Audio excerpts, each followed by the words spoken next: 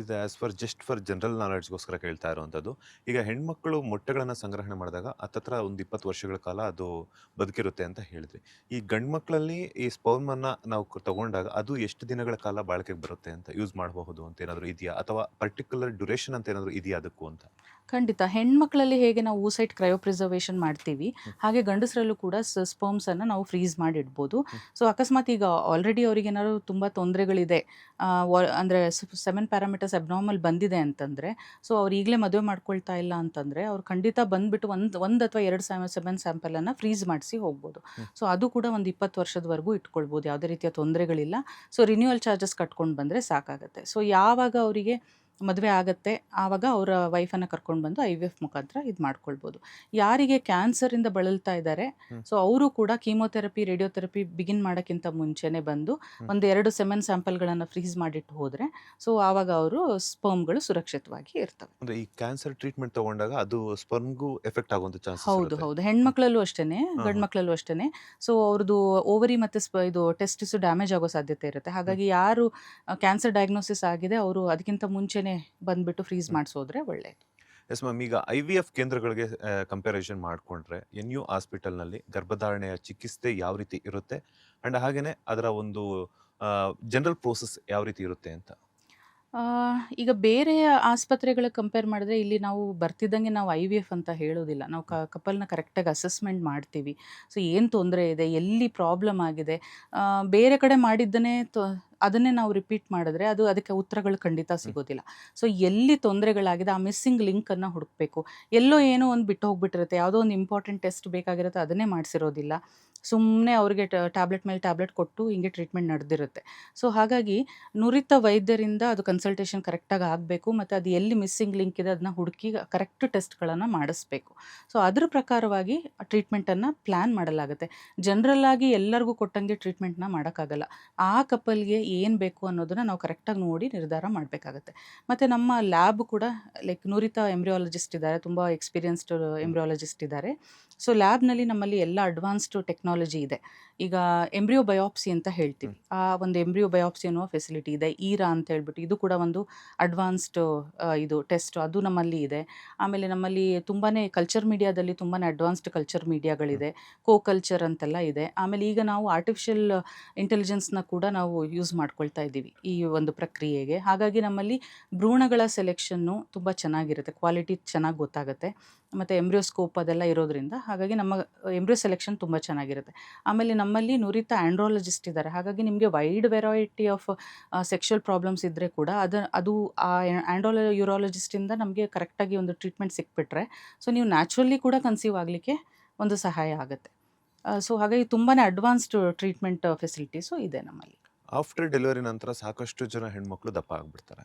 So ಇದು IVFನಿಂದನೂ ಅಷ್ಟೇ ಅಲ್ಲ, ಕಾಮನ್ ಆಗಿ ಇವಾಗ ನಾರ್ಮಲ್ ಡೆಲಿವರಿ ಆಗಿಲ್ಲ ಅಂದರೂ ಕೂಡ ಅಥವಾ ಸಿಸೇರಿಯನ್ ಆದರೂ ಕೂಡ ಹೆವಿ ಆಗುತ್ತೆ, ಹೆವಿ ವೆಯ್ಟ್ ಗೇನ್ ಆಗ್ತಾರೆ ಅನ್ನುವಂಥದ್ದು IVFನಿಂದನೂ ಆಗುತ್ತಾ ಅಂತ?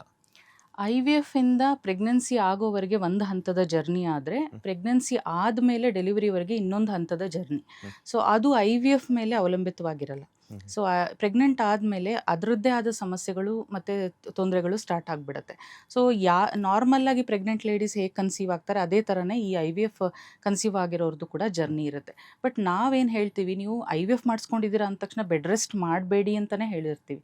ಬಟ್ ಹೆದರ್ಕೊಂಡ್ಬಿಟ್ಟು ಎಲ್ಲಿ ಭ್ರೂಣ ಹೊರಗಡೆ ಬಂದುಬಿಡುತ್ತೆ ಅಂತ ನಮ್ಮ ಜನರಲ್ಲಿ ತಪ್ಪು ಕಲ್ಪನೆ. ಹಾಗಾಗಿ ಏನು ಮಾಡ್ತಾರೆ, ಓಡಾಡೋದೇ ಇಲ್ಲ.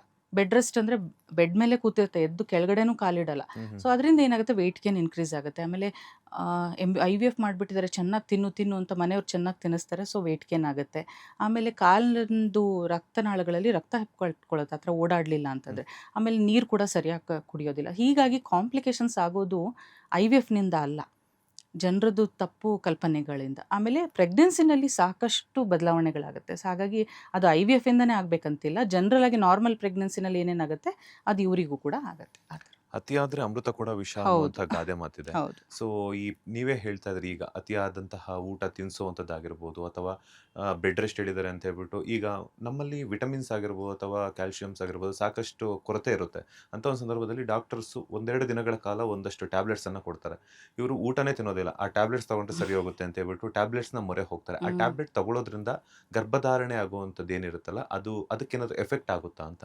ಟ್ಯಾಬ್ಲೆಟ್ಸ್ಗಳು ನಾವು ಲೈಫ್ ಲಾಂಗ್ ಕೊಡೋದಿಲ್ಲ ಅಥವಾ ಡೆಲಿವರಿ ಅಲ್ಲ ಆಗೋವರೆಗೂ ನೀವು ಕೆಲವು ನೀವು ಕೊಡೋದು. ಒಂದೆರಡು ದಿನಗಳ ಕಾಲ ಹೌದು. ಏನಾದ್ರು ಕ್ಯಾಲ್ಸಿಯಂ ಕಡಿಮೆ ಹ್ಮ್ ಇರುತ್ತೆ, ಒಂದೆರಡು ದಿನ ಯೂಸ್ ಮಾಡಿದ್ರೆ ಸರಿ ಹ್ಮ್ ಹೋಗುತ್ತೆ. ಬಟ್ ಅವ್ರು ಅದಕ್ಕೆ ಅಡಿಕ್ಟ್ ಆಗ್ಬಿಡ್ತಿರ್ತಾರೆ.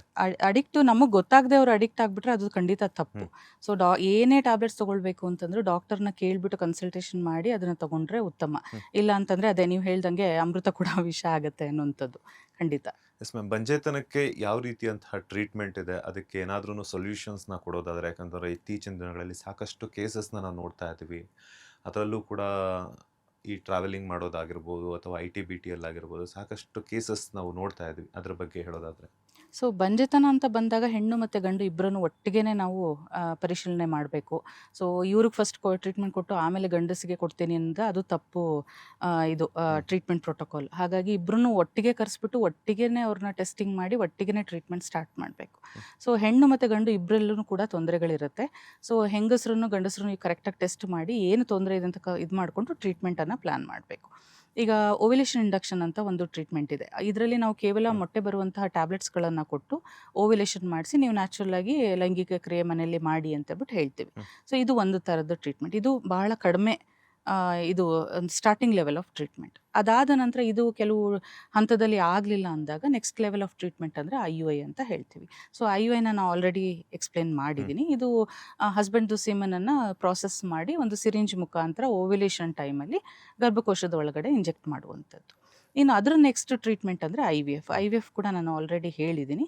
ಇದು ಎಗ್ ಎಲ್ಲ ಬಂದಾಗ ಹಾರ್ಮೋನಲ್ ಇಂಜೆಕ್ಷನ್ಸ್ ಕೊಟ್ಟು ಒಂದು 8ರಿಂದ 10 ದಿನ ಆಮೇಲೆ ಎಗ್ಸ್ ಎಲ್ಲ ಬಂದಮೇಲೆ ಆ ಎಗ್ಗಿಗೆ ಸ್ಪರ್ಮನ್ನು ಇಂಜೆಕ್ಟ್ ಮಾಡಿ ಅವು ಭ್ರೂಣಗಳಾದಮೇಲೆ ಅದನ್ನು ಗರ್ಭಕೋಶಕ್ಕೆ ಟ್ರಾನ್ಸ್ಫರ್ ಮಾಡುವಂಥದ್ದು.